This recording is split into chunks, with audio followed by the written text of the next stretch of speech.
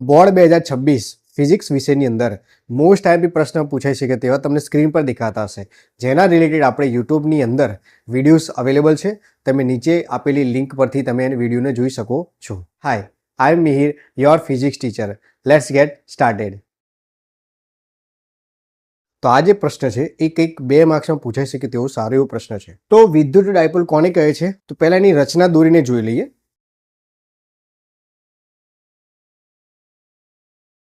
તો આ જે રચના છે કે જેની અંદર 2 વિદ્યુત ભારો હોય, એક પ્લસ માઇનસ અને બંનેના સમાન મૂલ્યો હોય, બંનેને એક નિશ્ચિત અંતરે મૂકેલા હોય, આ રચનાને જ શું કહે છે? વિદ્યુત ડાયપોલ કહે છે. અહીંયા જોઈશું કે મુજબ કે આ પ્લસ અને માઇનસ વિદ્યુત ભારના કોમ્બિનેશનની અંદર વિદ્યુત ક્ષેત્ર રેખાઓની રચના કેવી દેખાશે તે તમને અહીંયા સ્ક્રીન પર જોઈ શકો છો.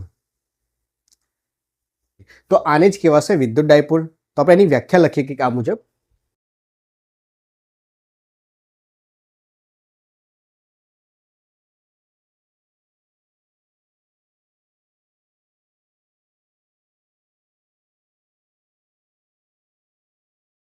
કે જ્યાં વિદ્યુત ડાયપોલ હોય તો એની કંઈક ડાયપોલ મોમેન્ટ હોય, એટલે કે એની વિદ્યુત ડાયપોલની ચાક માત્રા તો હોય જ. હવે ચાક માત્રા જે હોય એની જે દિશા હશે એ કઈ તરફ હશે? તો યાદ રાખો, એ હંમેશા માઇનસથી પ્લસ તરફની હોય છે. તો એ રચના કેવી દેખાશે હું તમને બતાવી દઉં કે અહીંયા આ ડાયપોલની ચાક માત્રા કંઈક આ પ્રમાણે હશે. આપણે અહીંયા એરોથી બતાવીએ કેમ કે માઇનસથી પ્લસ તરફનું હોય એટલા માટે.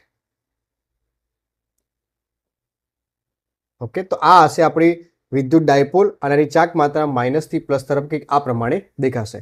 તો આનું જે સિમ્બોલ હશે ડાયપોલની ચાક માત્રા, એને આપણે કહીશું પી વડે એને ઓળખીએ. એ પોતે સદિશ રાશિ છે કેમ કે તમને દેખાય છે કે માઇનસથી પ્લસ તરફ હશે. હવે એની વ્યાખ્યા શું થશે, એનું સમીકરણ શું થાય એ તમને અહીંયા બતાવી દઉં. તો વિદ્યુત ડાયપોલ ચાક માત્રા કોને કહે છે? તો ડાયપોલના બંને વિદ્યુત ભારમાંથી કોઈ એક વિદ્યુત ભારનું મૂલ્ય, કેમ કે બંનેનું સમાન મૂલ્ય હશે એટલે કોઈ પણ એક વિદ્યુત ભાર લઈ લો, તેમજ બંને વચ્ચેનું અંતર 2a ના ગુણાકારને શું કહે છે? વિદ્યુત ડાયપોલની ચાક માત્રા કહે છે. વિદ્યુત ડાયપોલ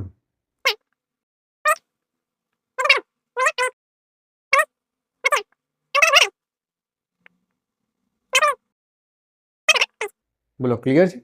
અને હવે આની જે સંજ્ઞા હશે એ લખી દઈએ કે ચાક માત્રા જે છે એની સંજ્ઞા શું છે, જે તમને અહીંયા મેં બતાવેલી જ છે. એને આપણે પી વડે ઓળખીશું. તેમજ આ એક પોતે સદિશ રાશિ છે. હવે સદિશ રાશિ હોવાથી તેની જે દિશા હશે, જે તમને અહીંયા આકૃતિમાં દેખાય છે ઓલરેડી, એ માઇનસથી પ્લસ તરફની હશે. તો આપણે અહીંયા જ લખવાનું છે કે જો સદિશ રાશિ હોય તો એની દિશા કઈ તરફ હશે? તો માઇનસ ક્યુથી પ્લસ ક્યુ તરફ. તો હવે વ્યાખ્યા ઉપરથી એનું સમીકરણ કેવું થાય એ લખી દઈએ. માટે જે સમીકરણ થશે, વ્યાખ્યા શું છે? કોઈ એક વિદ્યુત ભાર લઈ લો ને બંને વચ્ચેના અંતરના ગુણાકારને માટે પી સદિશ બરાબર બંને વચ્ચેનું અંતર કેટલું હશે? 2a અને કોઈ એક વિદ્યુત ભાર આપણે લઈ લો q જેટલું. તો આ પ્રમાણે કંઈક ચાક માત્રાનું સમીકરણ મળશે. હવે ડાયપોલ મોમેન્ટ સદિશ ભૌતિક રાશિ હોવાથી સામેની બાજુ પણ એક સદિશ હોવો જોઈએ જે એની દિશા બતાવશે.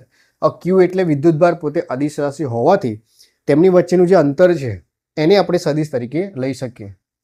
તો એ ઉપર આપણે આ પ્રમાણે સદિશ મૂકી શકીએ છીએ. હવે આપણે એના એકમની ચર્ચા કરીએ. જ્યારે પણ યાદ રાખો, એકમ બનાવવા બહુ સરળ છે. જો તમને સમીકરણ ખબર હોય તો એકમ તમે ઇઝીલી બનાવી શકો છો. p બરાબર શું લખ્યું છે? 2a into q. 2 એટલે અચળ વેલ્યુ થઈ ગઈ. એ એટલે કે અંતર હશે ને અહીંયા, 2a એટલે આ અંતર, બરાબર? તો એનું એકમ થશે મીટર. q એટલે વિદ્યુત ભારનો એકમ થશે કુલમ, એટલે કે મીટર ઇન્ટુ કુલમ લખી શકાય.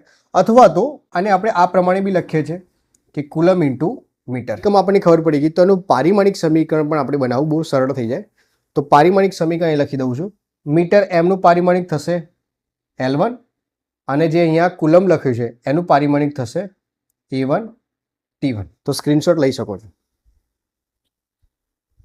આજે આપણો પ્રશ્ન હતો કે વિદ્યુત ડાયપોલની સમજૂતી જે અહીંયા તમને દેખાય છે અને તેની ચાક માત્રા, એનું પણ આપણે એકમથી લઈને પારિમાણિક બધાની ડિસ્કશન કરી લીધું. તો આ પ્રશ્ન જે છે બોર્ડની અંદર 2 માર્ક્સમાં પૂછાઈ શકે તેવો પ્રશ્ન છે.